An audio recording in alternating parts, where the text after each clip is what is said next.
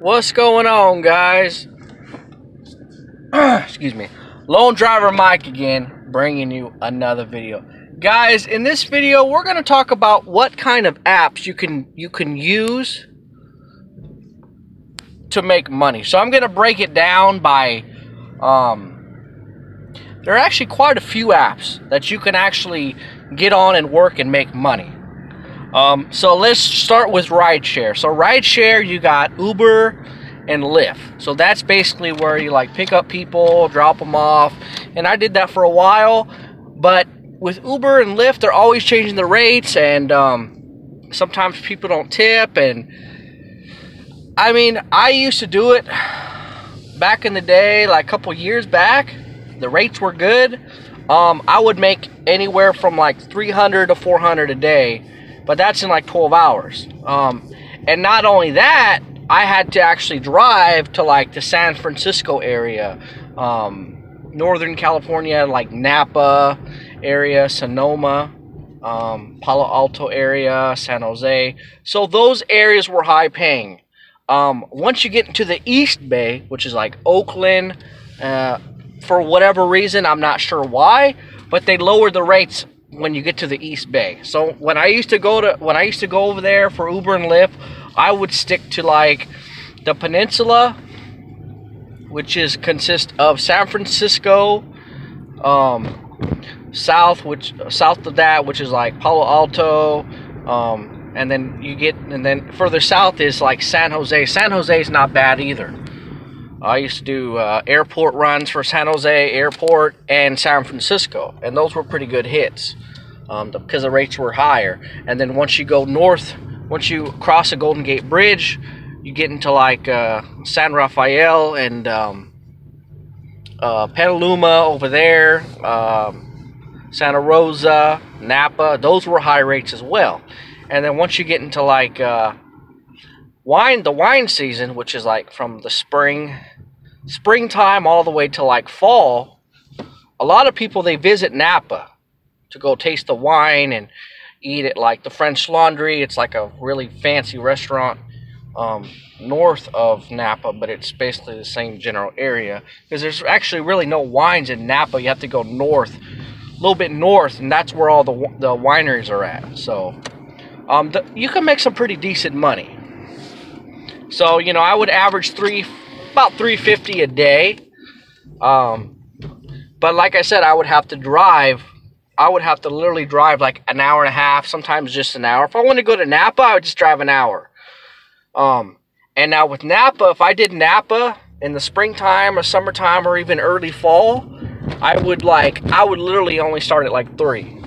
Around 3, that's when people are like, you could start earlier in the morning, but you'll get airport runs. But if you just want to stay in Napa specifically, you want to start about 3.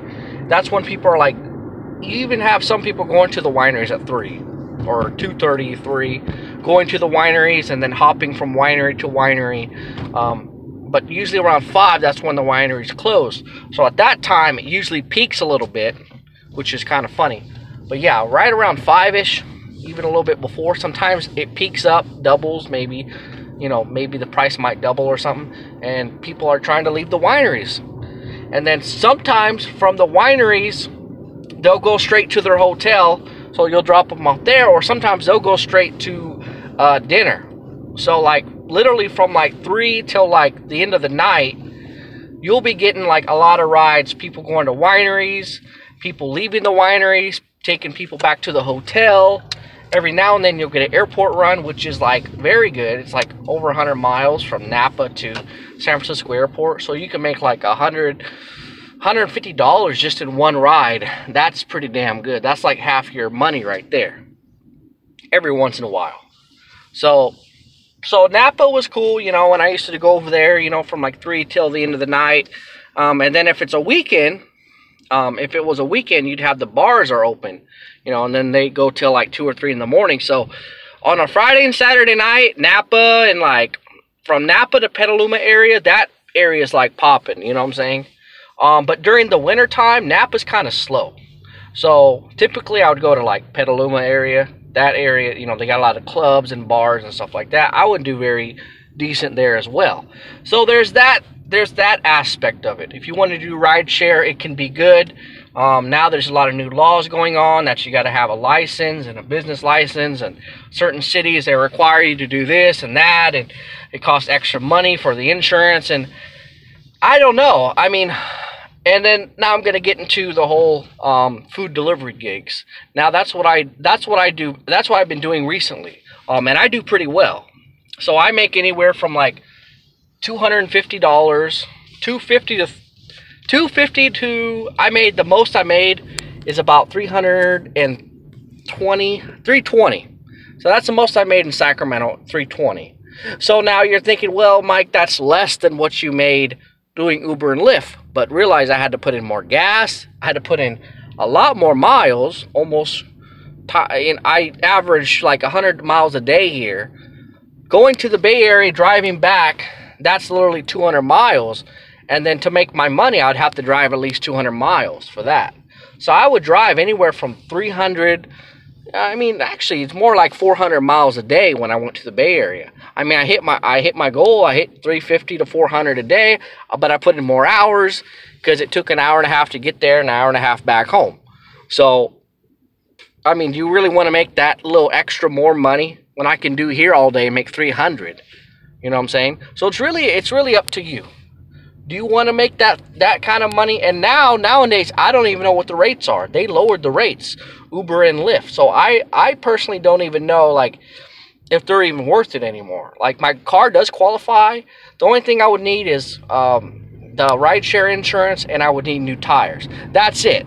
But if I went back, I'd probably only do Lyft, because Lyft has bonuses. Lyft pays a little bit more, and Lyft doesn't tend to screw you over as much as Uber does. They have less lawsuits and all that. So if I do go back to them, I would maybe just do Lyft. That's it. You know what I'm saying? Maybe Uber if they had some kind of bonus or something. What the hell? Some homeless dude up in here. But anyways, yeah. And then let me get on to food delivery. So I do food delivery mostly. So basically that's just like, once you get an order, you know, it pops up on your phone. It tells you all the information that you need. You don't have to, like, you know, call the customer and bug them or all that. They tell you where to go to, which restaurant to pick up from. Certain apps, you need a card. Like Postmates, you need a card to pay for the food. Doordash, you also need. But then certain restaurants, like, you don't need the card at all. Like, it's just like pick up, drop off. It says no need to pay or no need to order the food. So then you're good. You just go in there, you say the customer's name, or sometimes it says order number. You repeat the order number or the customer's name, and they give you the order, and then you drop it off, and then that's it. It's done. You don't have to do nothing else. You just pick up the food, drop it off, and that's it. It's very simple. So I do that, and the apps that I run is Doordash, Uber Eats, Caviar, and Grubhub. So my newest app is Grubhub. It took me about 3 years to get on with them. That's how long it took, because what Grubhub does is they limit the drivers in each market, which is actually really good. So basically, if you want to do Grubhub, you're going to have to get on like a waiting list. I was even on a waiting list, and like someone said like, no, they don't check the waiting list, or they don't contact you or whatever. And I noticed that. I applied one time, like 3 years ago. I never got contacted, never got notified. So he's like, yeah, you just have to keep applying. And I'm like, well, that makes no sense. And then he said, yeah, you have to change your number and your email and all this, and then you just reapply and all that. Because, you know, they're always hiring here and there, but not like, they're not going to notify you. Like, if you're on a wait list with Grubhub, they're not going to notify you and say, hey, we're hiring now. Like, that's just not how it goes. Like, basically, you got to get lucky. So recently, like maybe 6 months ago, I just randomly applied or reapplied, and there was an opening, and I'm like, oh, heck yeah. So when I did that, it was actually for Sacramento East, which is actually not in my particular area. So I was a little bit disappointed. You have to contact your driver specialist, which actually can take some time. You got to call them up, you got to email them a couple times. Sometimes they get busy because they get over flooded with emails and phones. Sorry about that, my video got cut out. Are we recording? Hello? Yeah, sorry about that, guys. We got cut out there. My phone cut out. So anyways, yeah, so basically I had to contact him to switch over to Sacramento West. I thought when they meant West Sacramento, I thought they meant actual West Sacramento, but West Sacramento includes West Sac, downtown, Natomas, a little bit of Arden, South Sac, Pocket, and Elk Grove. So it's a pretty big zone, and that's where I generally live. East is like, Sacramento East is like Citrus Heights, Carmichael, and then you get into like Roseville and Folsom and all that kind of stuff. So I don't really live on that side of town, so I had to contact him and tell him to change it, and it took a while. You know, I had to like give an explanation and all that, so that's kind of crazy. But anyways, I finally switched it over, and now I'm doing Grubhub. Like, Grubhub can be good. Like, I've gotten my biggest payouts have come from Grubhub. Now I got one for $39, almost $40 payout for one order. But when you get those kind of payouts, it's because even with Doordash, if you get huge payouts like that, it's because the order is huge. Like, a lot of people say, well, I don't want to do big orders because, you know, I don't have enough room in my car, or I don't have bags, or whatever. To be honest with you guys, if you don't accept those big orders, I'm not saying all of them tip, but like, at least with Grubhub, they tell you the tip in advance. So, like, even with Doordash, like, they don't tell you the tip in advance. So that's the crap part. Like, so you have to kind of risk and gamble. Like, okay, well, this is like $100 order, and you can check how much the order is. Once you accept it, you can go into the subtotal, and it'll tell you how much the total is. So that's something you want to look at also. You do want to look at how many miles you're driving and how much are they paying you. But at the same time, like, if it's a big-ass order, most likely that tip is going to be pretty big. So I just want to let you guys know, with Doordash, it's a little bit different. They don't show you the big tips until after the order. So that's the shit part of, that's the kind of risky part about it. But 90% of the time, if you get an order that's like $100 or more, like, I got a $160 order, and that paid me like $30. That paid me like $31. That wasn't too bad. With Grubhub, I got one for $39. That was like $150 order, I believe, and it was from BJ's restaurant. It's like, you know, just like a diner, you know, finger food and stuff like that, burgers, fries, you know, baby back ribs, that kind of stuff. And that was to a hospital, a whole mess of probably like 10 to 15 nurses. They all ordered different things, so that was like a good tip. They had a little bit of a drive, but I mean, for $40 payout, that's not bad. You know what I mean? So that was cool. And then my second biggest one was actually recently. That was actually 2 days ago. It was $32 payout. And this was on Grubhub. And believe it or not, guys, this was from Subway. Now you're thinking, how in the world? So what she did was she actually ordered 10 combos, and most of the time, if you go to Subway like this, you know, if you get like a 6-inch with the soda, it's not too bad. But if you get a foot long with like cookies and a drink, like a full combo, it's like anywhere from like, I think they charge about $12 for that. And she ordered 10 of those, so that's like $120 or more, you know, with taxes and fees and all that. So she tipped pretty good on that. So I had to carry 10. So Grubhub, they do give you a big bag. So on that particular order, I had to use my bag, which was very helpful. Like, especially on these big orders, you want a big bag to carry all that stuff, so you don't got to make several trips and all that kind of stuff. So yeah, on these big orders, you do want to have those big bags. So, and some apps, they do provide that, some don't. Like DoorDash, you have to buy the bag. Grubhub, they give you a free bag. You know, they give you like 2 bags, a shirt, stickers. They give you a lot of stuff. Grubhub's pretty good. So yeah, that one was like $32, and you know, it wasn't too bad. So these food apps can be pretty good. The tips can be really awesome. But typically, they're on those big orders. So I'm just letting you guys know, if you're a food delivery driver, don't be passing up those big orders. And if you're new to this, you know, this is just advice that I'm giving you guys. So yeah, I do Grubhub, DoorDash, Caviar, and Uber Eats. And like I said, I can range anywhere from $18 to $30 an hour, just depending on the hour. But typically, I'll average anywhere from, even on a slow day, I'll make about $200 a day. 200 to about, the most I made in Sacramento is 320. So On a good day, I can make about 300, a little bit more, 320, maybe, you know. If I push more hours, that's what it's all about too. Many people think, oh, I can make like 200 in like an hour or 5 hours. I mean, typically this is just on average. Nationwide, you know, whatever. It might be a little bit more, a little less. But typically on average, if you do a 6-hour shift, you're going to make about $100. Now, it's not always like that because the other day I did 12 hours. I did 12 hours on Sunday and I made about 300. See that? So basically, yeah, I made about 315.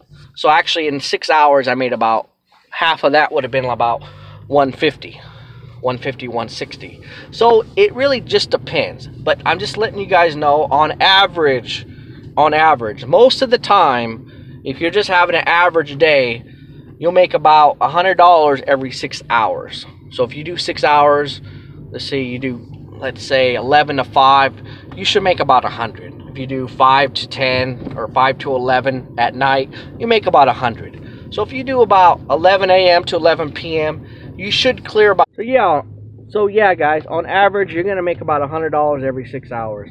So that's not bad. So, you know, and there's other apps like Postmates and all that kind of stuff, but I don't do them. There's some other food apps out there, you know. There's so many out there. You know, you got your local ones. In certain cities they only have a local one or whatever. They have one here called Food Jets. I did that for a little bit. Man, they kind of ripped me off on the tips, but I'm not going to get into that. I made a video about it already. So I mean, there are a lot of different apps, but like I said, the main ones that I do, well, actually the only ones I do is Doordash, Grubhub, Uber Eats, and Caviar. And the only two that are offering bonuses, sign-up bonuses, is Doordash. It's pretty high right now. Doordash and Uber Eats. Those are the only ones that really offer a sign-up bonus. So if you're just getting into this, or you're learning about, you know, food delivery and how to make money on these apps, use my links below. I'm going to put my Uber code, my Lyft code, my Uber Eats code, and my Doordash code. So make sure you guys sign up below, and if you guys need help, please comment below. Say, hey Mike, I need help signing up, or I need your number, or hey, I want to talk to you about Uber Eats or DoorDash, or, you know, can you answer my questions? Like, I'm here for you guys, and I've always been here for you guys. I've always told you that. So yeah. So like I said, yeah, there's Uber, there's Lyft, there's food delivery, and then you get into like apps like grocery shopping, Instacart. I just re-signed up. I signed up in the Bay Area only because in Sacramento last time there were like no openings and it was like really hard to get on. So basically I just signed up for Bay Area. Sometimes I go out to the Palo Alto. That's a pretty good area. And not only that, I can run my DoorDash app and my Caviar app. I can also run Uber Eats. There's just going to be no bonuses. I can't run Grubhub because you can't switch. You have to switch regions, and then you have to give it some kind of answer like, oh, I'm moving over there, or I'm vacationing. And usually Grubhub, they don't let you work in different cities. So like you have to choose one city and that's it. But like apps like Postmates, you can work in different towns or areas. Postmates, you can do that. Uber Eats, you can do that. Caviar, you can do that. And DoorDash. But certain apps like Grubhub, they don't let you like go to another city and work unless you're like, if you've moved there permanently, then yeah, they'll let you do that. But you can't have like 2 or 3 different regions going. You can only have one region, so that kind of sucks. So yeah, I just recently did Instacart. I recently signed up for Instacart, and I heard the tips can be very good because, you know, you have to go in, you have to order the groceries. There's another one called Shift. I can't even say it, but it's like SHIPT, Shift. I'm not even sure, but that one is also grocery shopping. And yeah, so I mean, it's really there's so many different apps, guys. Like, and I can't really talk about those apps because I haven't really done them yet. I've done Uber and Lyft, and I've done rideshare, you know, and then food delivery. But grocery shopping, it's food, but it's a little different. You know what I'm saying? I haven't did it yet. I have no knowledge about it, but I will try it out, and I'll make a few videos on that. So, you know, you guys have so many opportunities to make money. Like, you don't have to slave at a 9-to-5 job. an office job. Some people work in warehouses, McDonald's, and I mean, it doesn't matter what your age is. Anyone can do this. If you got a smartphone and a good working car and the ability and the will to work and make money, and you know, if you have the ability to go out there and to succeed and make money, I mean, you could make easily $100 a day, even part-time. You go out for 6 hours, you should be able to make about like I said, $100. So there's no excuse. And you got some other apps like Amazon Flex. That's where you deliver packages, you know, boxes. You just pick up the boxes at the warehouse and you go, you deliver it. The app tells you everything, and you could do pretty good on that. I did that for a little bit, but I could never get hours, so that kind of sucks. And there's also this other app called WAG. It's where you actually go to a person's house and you get their you go inside their house, you get their dog, and you walk their dog anywhere from 30 minutes to an hour, and you actually get paid for that. My ex-girlfriend did it. I was thinking about doing it, but once she left me, there's a test you have to do on WAG, and you got to get them almost all correct. And they talk about different leashes and you know, different animal breeds. So if you're not good with dogs and the leashes, you're not going to pass. So make sure you study for that. If you want to walk dogs, I mean, she made anywhere from like 30 to 15 to like $20 an hour. Because I mean, on a 15-minute walk, it was like she got paid like $15 plus tip. So I mean, she did pretty good. So guys, the sky's the limit. You can walk dogs and get paid. You can deliver packages and get paid. You can deliver groceries for people and get paid. Also, Postmates, you can deliver people's groceries. My ex-girlfriend, she did Postmates. She did a grocery run. I actually went in with her. I helped her out. She got a $25 tip. You see what I'm talking about? So groceries can be very lucrative as well. Food delivery, that's my main gig. I make anywhere from $200 to $300 every day. Usually put in about 12 hours a day. And then you got rideshare, picking up people, dropping them off. I mean, that can be very lucrative also, especially on weekends, holidays, concerts. I mean, you can make actually a lot of money. On New Year's, I actually made $700 just that night. So that was very lucrative. So guys, there are many different apps to work for, many different things to, you know, you could do a lot of different things. So guys, I'm going to put my links below. If you have any questions or concerns, please give me a call, email me, comment below, and I'll get back to you. And until next time, guys, thanks for watching my video. If you haven't done so already, please like, comment, subscribe. And guys, until next time, thanks for watching. Have a good night. And that's it, guys. All right. Peace out. See you next time. See ya.